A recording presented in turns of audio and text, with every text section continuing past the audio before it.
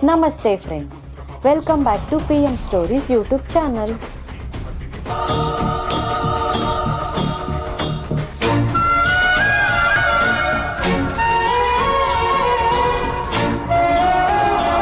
ಒಮ್ಮೆ ಈ ನಾಡು ಭಕ್ತಿಯಿಂದ ತುಂಬಿತ್ತು. ಆದರೆ ಕಾಲ ಬದಲಾಗುತ್ತಿದ್ದಂತೆ ಧರ್ಮದ ಮೇಲೆ ಅಂಧಕಾರ ಬೀಳತೊಡಗಿತು. ಆ ಕ್ಷಣದಲ್ಲಿ ಹನುಮಂತನ ಆಶೀರ್ವಾದದಿಂದ ಹುಟ್ಟಿತು ಒಂದು ಶಕ್ತಿ, ಯುವಕರ ಶಕ್ತಿ, ಅದೇ ಬಜರಂಗದಳ.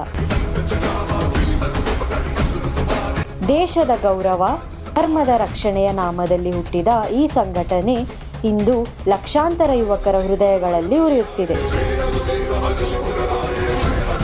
1984ರಲ್ಲಿ ವಿಶ್ವ ಹಿಂದೂ ಪರಿಷತ್ನ ಯುವ ಶಾಖೆಯಾಗಿ ಬಜರಂಗದಳ ಹುಟ್ಟಿತು. ಆ ಸಮಯದಲ್ಲಿ ದೇಶದ ವಾತಾವರಣ ಬದಲಾವಣೆಯ ಹಾದಿಯಲ್ಲಿತ್ತು. ಅಯೋಧ್ಯೆ ರಾಮ ಜನ್ಮಭೂಮಿ ಚಳುವಳಿ ಪ್ರಾರಂಭವಾಗಿತ್ತು. ಹನುಮಂತ ದೇವರ ಪ್ರೇರಣೆಯಿಂದ ಯುವಕರು ದೇಶದ ಸಂಸ್ಕೃತಿ ಉಳಿಸುವ ಹೋರಾಟಕ್ಕೆ ಮುಂದಾದರು. ಬಜರಂಗ ಎಂದರೆ ಹನುಮಂತನ ಶಕ್ತಿ, ದಳ ಎಂದರೆ ಯುವ ಸೇನೆ. ಹೀಗೆ ದೇವರ ಭಕ್ತಿ ಮತ್ತು ದೇಶಭಕ್ತಿ ಸೇರಿ ಒಂದು ಹೊಸ ಶಕ್ತಿ ಜನ್ಮ ತಾಳಿತು. 1989ರಿಂದ 1992ರವರೆಗೆ ಬಜರಂಗದಳ ಯುವಕರು ಮುಂಚೂಣಿಯಲ್ಲಿ ಹೋರಾಡಿದರು. ಅಯೋಧ್ಯ ಚಳುವಳಿಯ ಕಾಲದಲ್ಲಿ ಅವರು ನೂರಾರು ಪ್ರತಿಭಟನೆಗಳಲ್ಲಿ ಪಾಲ್ಗೊಂಡಿದ್ದರು. ಕೆಲವರು ಜೀವತ್ಯಾಗವನ್ನು ಮಾಡಿದ್ದಾರೆ. ಅವರ ರಕ್ತದಿಂದಲೇ ಈ ಧ್ವಜ ಕೇಸರಿ ಬಣ್ಣದಿಂದ ಕಂಗೊಳಿಸುತ್ತಿದೆ ಎನ್ನಬಹುದು. ಕೆಲವರು ಅವರನ್ನು ಅತಿವಾದಿಗಳು ಎಂದರು. ಆದರೆ ಅವರು ಹೇಳಿದ ಮಾತು ಸ್ಪಷ್ಟ: ನಾವು ಹಿಂಸೆಗೆ ಆಸಕ್ತಿ ಇಲ್ಲ, ಆದರೆ ಧರ್ಮದ ಮೇಲೆ ದಾಳಿ ನಡೆದರೆ ನಿಶ್ಶಬ್ದವಾಗಿರುವುದಿಲ್ಲ ಎಂದು. ಬಜರಂಗ ದಳದ ಕಾರ್ಯಗಳು ಕೇವಲ ರಾಜಕೀಯವಲ್ಲ, ಅದು ಸೇವೆ, ಶಿಸ್ತು ಮತ್ತು ಸಂಸ್ಕಾರದ ಚಟುವಟಿಕೆಗಳು.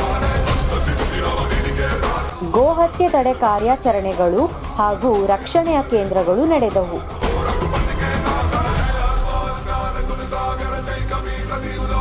ದೇಶ ಪ್ರೇಮ, ಶಿಸ್ತು, ಭಕ್ತಿ ಕಲಿಸುವ ತರಬೇತಿಗಳು ನಡೆದವು. ಪ್ರವಾಹ, ಆಪತ್ತುಗಳಲ್ಲಿ ಸಹಾಯ, ಆಹಾರ ವಿತರಣೆ, ರಕ್ತದಾನ. ಬಲವಂತದ ಮತಾಂತರ ವಿರೋಧ, ದೇವಸ್ಥಾನಗಳ ಪುನರ್ ನಿರ್ಮಾಣವೂ ಆದವು. ಅವರ ಉದ್ದೇಶ ಒಂದೇ: ಭಗವಂತನ ಸೇವೆ ಮಾಡೋಣ, ಭೂಮಾತೆಯ ರಕ್ಷಣೆಗೆ ಬಾಳೋಣ. ಇಂದಿನ ದಿನದಲ್ಲಿ ಬಜರಂಗ ದಳವು ಭಾರತದೆಲ್ಲೆಡೆ ಕ್ರಿಯಾಶೀಲವಾಗಿದೆ. ವಿಶೇಷವಾಗಿ ಕರ್ನಾಟಕ, ಉತ್ತರ ಪ್ರದೇಶ, ಗುಜರಾತ್ ಹಾಗೂ ಮಧ್ಯಪ್ರದೇಶಗಳಲ್ಲಿ ಹೆಚ್ಚು ಚಟುವಟಿಕೆಗಳು ನಡೆಯುತ್ತಿವೆ. ಅವರು ಯುವಕರಲ್ಲಿ ರಾಷ್ಟ್ರಪ್ರೇಮ ಬೆಳೆಸುತ್ತಿದ್ದಾರೆ, ದೇಶಭಕ್ತಿಯ ಶಿಬಿರಗಳನ್ನು ನಡೆಸುತ್ತಿದ್ದಾರೆ ಮತ್ತು ಧರ್ಮದ ಗೌರವವನ್ನು ಕಾಪಾಡುತ್ತಿದ್ದಾರೆ ಎಂದೇ ಹೇಳಬಹುದು. ಆದರೆ ಅವರ ಕಾರ್ಯಗಳು ಎಲ್ಲರಿಗೂ ಒಪ್ಪಂದವಾಗಿಲ್ಲ. ಕೆಲವರು ಅವರನ್ನು ಭಕ್ತಿಯ ಸೈನ್ಯ ಎಂದು ನೋಡುವರು, ಮತ್ತೊಬ್ಬರು ಅತಿವಾದಿ ಸಂಘಟನೆ ಎಂದು ಟೀಕಿಸುವರು. ಹೌದು, ವಿವಾದಗಳು ಬಜರಂಗ ದಳದ ಹಾದಿಯಲ್ಲಿಯೂ ಇದ್ದವು. ಅಯೋಧ್ಯ ಚಳುವಳಿ 1992ರಲ್ಲಿ ಅವರನ್ನು ಹೋರಾಟದ ನಾಯಕರೆಂದೂ ಕೆಲವರು ಹಿಂಸೆಯ ಕಾರಣರೆಂದು ಹೇಳಿದರು. ಗೋರಕ್ಷಣೆಯ ಘಟನೆಗಳಲ್ಲಿ ಕೆಲ ಸ್ಥಳಗಳಲ್ಲಿ ಘರ್ಷಣೆಗಳು ನಡೆದವು. ಅದರಿಂದ ರಾಜಕೀಯ ವಿವಾದಗಳು ಏಳಿದವು.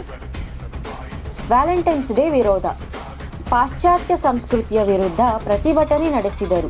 ಕೆಲವರಿಗೆ ಅದು ಸಂಸ್ಕೃತಿ ರಕ್ಷಣೆಯ ಹೋರಾಟ, ಇತರರಿಗೆ ಅತಿಯಾದ ಹಸ್ತಕ್ಷೇಪ ಎಂದೆನಿಸಿತು. ಆದರೆ ಅವರ ದೃಷ್ಟಿಯಲ್ಲಿ ಒಂದೇ ಮಾತು: ನಾವು ಹಿಂಸೆಯನ್ನು ಹುಡುಕುವುದಿಲ್ಲ, ಆದರೆ ಅನ್ಯಾಯದ ಮುಂದೆ ಮೌನವಾಗುವುದಿಲ್ಲ ಎಂದು. ಇಂದಿನ ಯುವ ಪೀಳಿಗೆ ಬಜರಂಗ ದಳವನ್ನು ಎರಡು ರೀತಿಯಲ್ಲಿ ನೋಡುತ್ತಾರೆ.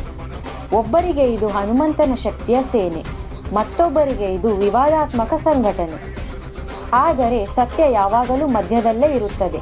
ಬಜರಂಗ ದಳದ ಹೆಸರು ಕೇಳಿದಾಗ ಜನರ ಕಣ್ಣಲ್ಲಿ ಭಯವಲ್ಲ, ಆದರೆ ಶೌರ್ಯ, ಶ್ರದ್ಧೆ ಮತ್ತು ಭಕ್ತಿ ಕಾಣುತ್ತದೆ.